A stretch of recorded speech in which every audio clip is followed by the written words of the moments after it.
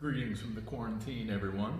We are starting our first full week of Caveman quarantine workouts. So basically what we're trying to do with this is we are keeping a good regimen on muscle activation rather than just going for a run, doing a calorie burn, something like that. This is going to be a little bit more focused than some booty circuits or some beach body circuits or some HIIT programs. Stuff like that, this is going to be a bit different than that. So you got to approach these workouts from a different angle, but we're going to talk about all of that and a number of things to keep in mind for the next 4 weeks or so. Oh, Lord. So first and foremost is nutrition. This is kind of a constant, whether we're in a quarantine or not, but your diet, you're never going to be able to outwork that. So because our activities, our opportunities to be active are in limited supply right now, we got to get a little bit creative. So because of that, your diet needs to reflect that. So having minimal carbs throughout this time and a lot of proteins. We need to have the fuel to facilitate our activity. If we are being less active, we need less fuel. So if you're worried about the COVID-19 pounds, I've heard it called, that's going to be your best way to do it. Be very, very strict about restraining your diet now that our schedule is not really normal. Even if you're working from home, you're probably just naturally less active. So just kind of keep that in mind. Keep that in mind as to whether or not you are meeting your activity level for the calories you're taking in, or are you exceeding it? And if you're exceeding it, you got to bring those calories down. And the simplest way to do that is going to be carbs. I know it's kind of an odd time,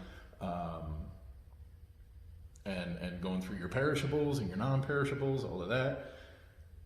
Just keep it in mind. Keep it in the back burner. Hopefully this is only going to be another 4 weeks. God only knows, but we'll see. But these are just little things to keep in mind. With our workouts, like I said, these are very different than a beach body program or a HIIT, a high intensity interval training. These are going to be intervals because not having access to the weights and machines and equipment just makes us have to figure out how to work our muscles differently. And that's the big difference with a HIIT program or a beach body program or a booty program, something like that, where you're doing the intervals, you're doing a lot of repetition, you're doing a lot of intensity, your body temperature is rising, you're sweating, all of that. That's great for its own ends. If you've ever heard anybody described as like that skinny fit, that's kind of the thing. Are you overweight? No. Are you fit? Yes. But do you have the muscle mass? Maybe not. Maybe not. It's kind of up in the air. So this is more to balance out all of the HIIT programs, making sure we are really, really engaging those muscles so that in a month when we get back to our strength training and our weight training and our equipment, your muscles don't have to remember how to turn on. They can just do it. They're already primed to do it. So this is more of a circuitry kind of thing. You're actually training your brain, training with your brain, I should say, a lot more than usual, because we really got to think about engaging these muscles and making them do what we want them to do rather than just going through a range of motion a lot of times very fast to get that sweat, that high heart rate. Using oxygen for ATP creation, that's a whole calorie burning system, but when we are feeding the muscles and making them do a lot of work, it's a whole different process, and we want to make sure we're keeping it in balance. So keep that in mind. I know the Pocket Blonde on Instagram and at Buckeye Fitness are kind of doing some HIIT programs. You can find all kinds of stuff on YouTube and all that, but ideally, if you can support somebody local, that's ideal. Anything else? I don't think so. I'm going to go through the workouts with you. I'm going to do one round for demonstration purposes, and I'm also going to give a bit of instruction because, again, we got to kind of approach these differently. As for equipment, the equipment I'm recommending, or that at least I'm using to put these together, is all stuff you should be able to find at home. If you can't find it at home, maybe a little Amazon delivery or a quick run to Kroger or Walmart or something like that shouldn't be hard to come by. Something like a gallon jug. You don't even, obviously, you don't need to go buy these new. If you finish a gallon of milk or a gallon of water, fill it back up. Maybe put some tape around the top so that you don't get any spillage. Obviously a little more security, all of that. Tons of stuff we can do with this. We can do some curls, we can do some rows, some side bends. We're not looking for this to be heavy, we're looking for this to be a weight that guides our movement to facilitate the muscle activation and tension. So you'll see exactly what we can do with this a couple times, but this is going to be our equivalent to a med ball. So a gallon jug is going to be great. Aside from that, 20-ounce bottles. These are going to be your roughly 2.5 to 5 pound kind of weights. So these are going to be really good for some shoulder exercises. And again, these are really easy to come by. Chances are you might have an extra one in your car or anything like that. So again, I'm not looking for a lot of weight here. Even your shoes. You know, this is not terribly far off. This would be something I could do a lateral raise with.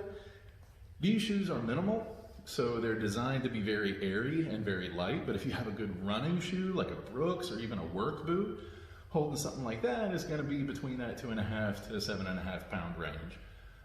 So that would be something we could do some front raises, some lateral raises, a few other little things with. So keeping that in mind for something like that. Beyond that, any pliable clothing you might have.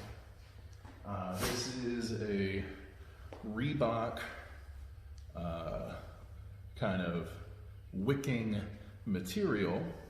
I don't necessarily want to pull on the seams, but if I can get under the armpits here and kind of down at the bottom, there's a lot I can do for some stretches, a few different things of that nature. Something a little bigger, you know, this is a long sleeve starter wicking, something like that. So if I just kind of put this down here, kind of like I'm giving a little piggyback, grab the sleeves and just kind of can pull in to some tricep press downs, all of that kind of stuff. Again, I don't want to put a lot of pressure on the seams. I'll still wear these down the road, but if you don't want to put stress on your clothing like that, bought these the other day for like $5, pair of pantyhose. Easily can do some pull aparts, same kind of thing. Put it over the shoulders, do some press downs, hold it right here, put your foot right in the center there, kind of anchor it, do some kickbacks. You don't need a lot of tension for the way we're gonna do these workouts. You're gonna feel the burn, you're gonna feel the stress.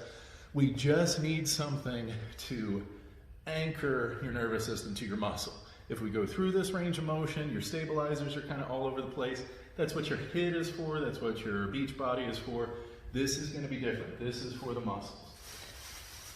Last thing, a nice little plastic bag.